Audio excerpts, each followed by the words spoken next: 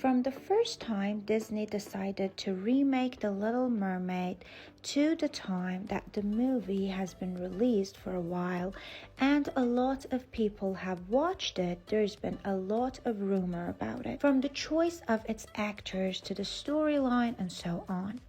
If you're interested in Disney's live actions or its old animations or just looking for a romantic fantasy comedy, watch this video to the end. Welcome to the 7th Art channel.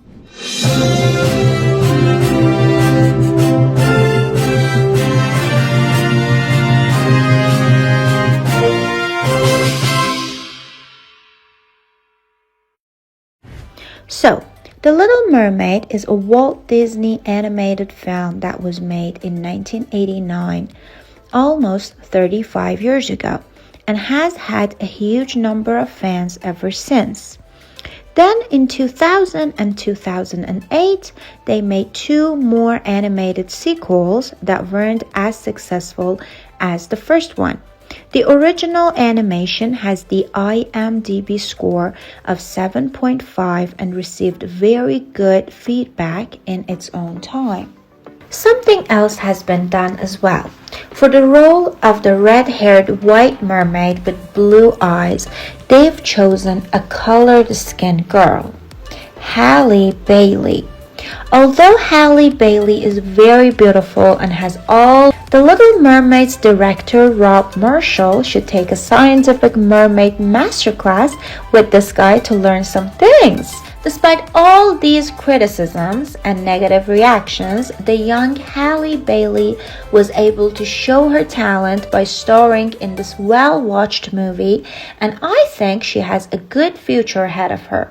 The other actress who really starred in the film is Melissa McCarthy as Ursula, the sea witch octopus. When Disney started recreating its old animations as live actions, they decided to make The Little Mermaid as well. At first, fans of Disney animation who are all almost of our generation were very happy. We thought that magic would happen and we would see our favorite characters come to life. Well, it really was interesting at first. But at some point, most people expected more from a live action than just a remake of the animation from 20 or 30 years ago. And some people just started whispering that the magic of animation was going to disappear, and when the story comes to life, it isn't as beautiful as it was before.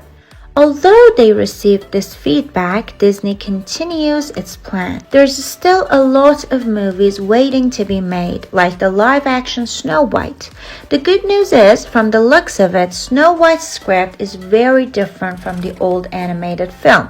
For example, instead of the 7 dwarves, we'll see lots of mythical creatures. We'll see what's going to happen.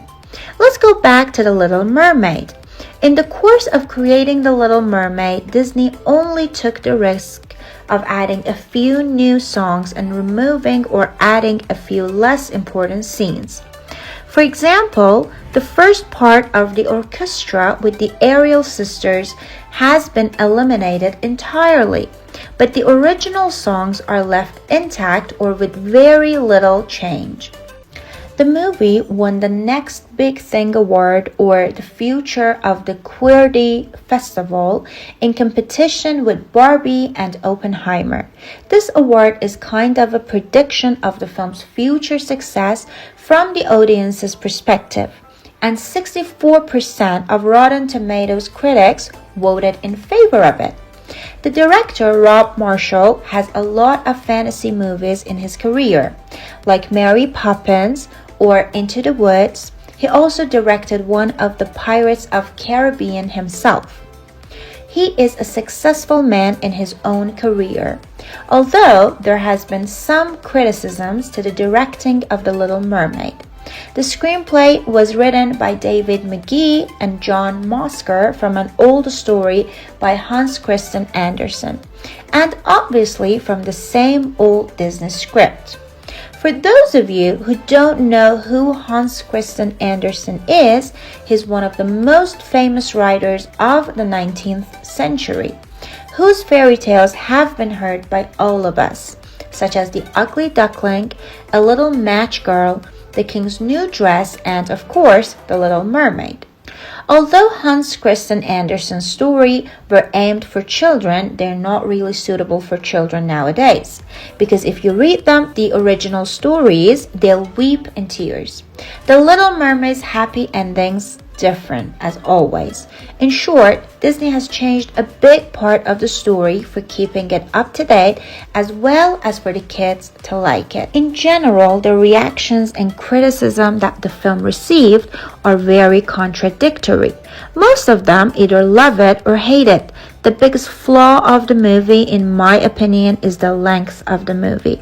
The film is approximately 2 hours and a quarter, while the animation that the film is based on is 1 hour and 22 minutes. What's in that almost 1 hour? Long poetry. When you watch a movie, even though you have a lot of beautiful and strange pictures, there are some places you like to fast forward through the film. What's even worse than that is that there's no use in fast forwarding because you know what's going to happen at the end. There are lots of serious criticisms to the directory and the acting of the film. First, it seems that some parts are too stretchy without any reasons. On the other hand, important parts end very suddenly.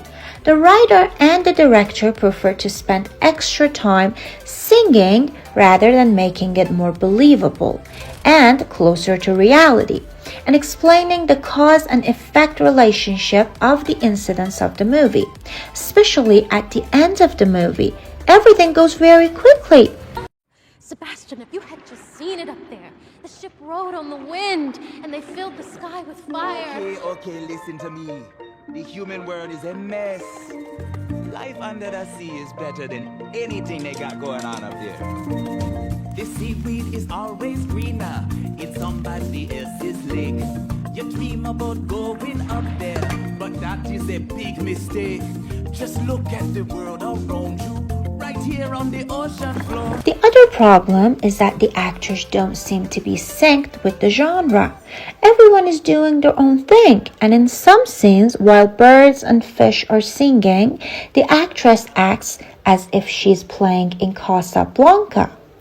That's the main point of many critics, as if the magic of live action is not apparent in the movie. Instead of making it more believable, it happens to undermine its mythical believability. In contrary to what many people say, I don't think computer images or CGI are very strong in this movie. The colors are dead and dark and cold, and instead of the image under the sea being full of colors and beauty, it has somehow become too dead. Things like hair and fins in the water and so on could also have been better. On the other hand, the contrast between the world under the water and the outside seems to be kind of a bummer. It seems like when we come to the surface, someone tells us, "Did you see the underwater was all digital?"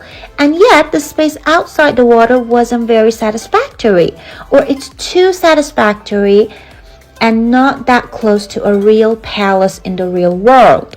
The design is eye-catching, lighting, editing, and so much more is inconvincible. In fact, don't watch the movie too carefully and lower your expectations to enjoy a romantic fantasy comedy full of fascinating visuals. Speaking of mermaids, it's good to know that in 2018 there was a movie called The Little Mermaid. It was directed by Chris Bochard and Blake Harris. Also, William Moseley and Pepe Drayton played in it. The film is not very popular and has a rating of 4.3 on IMDb. It's not so bad, to be honest, but because people expected to have a Disney story, they didn't like it. The story of this film is inspired by the same story of Hans Christian Andersen, but it was looked at from a different perspective. Watch it or not, people who love fantasy or romantic movies might like it. Who is The Little Mermaid 2023 for? For those who like romantic musicals or those who want to have a recollection with their favorite animation. It's not bad for spending 2 hours of a weekend. Not suitable for whom? Those who hate fantasy movies, those who are sensitive about their childhood animations, and for the members of the scientific review of mermaids. By the way, if you want to show the kids the movie, first watch it yourself. Because it might have some upbringing points that you don't agree with. Too much adventure, the desire to change identity, irresponsibility, running away from home and finding happiness, and getting married at 15 are not the info of messages parents want to pass on to their kids. Here is the review of the film The Little Mermaid 2023. This is the 7th Art Channel, and every day we check the best Iranian and foreign movies and series together. So if you are interested in cinema, subscribe to our channel and tune in. If you've watched the movie, what did you think of it?